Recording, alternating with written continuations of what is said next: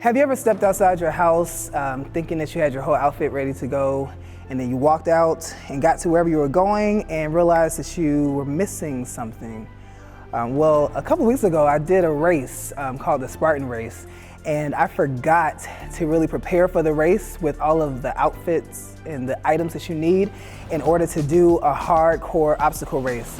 So I forgot, I usually travel with like knee pads and a certain type of like elbow pads. I actually thought I put an order in through Amazon a couple of days before, but it didn't show up. And so I got to my race all the way in Ohio and realized that I was without some of my gear that was needed. So I went to the store to try to find some things and only was able to find some gloves and an ankle bracelet. So I did my race. It was like one of the hardest things I've ever done in my entire life.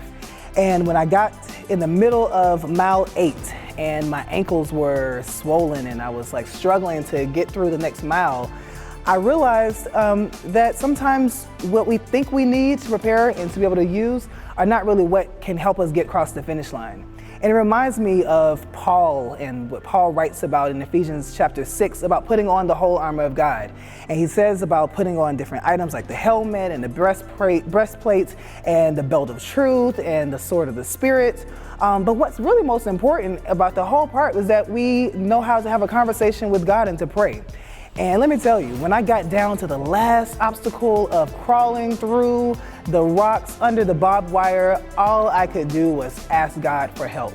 And it taught me this powerful lesson about what it is to finish and to be a winner. It's not really about how you start. It's not about what you have as far as what everyone else says that you need to have, as far as the right clothes or the right degree, the right skills. What really matters is what your relationship with God looks like, because you need God to help you through those tough times. And so when you're ready to give up, when you're ready to throw in the towel, God reminds us that we are more than conquerors and that we will win if we know who's the one who can help us across the finish line.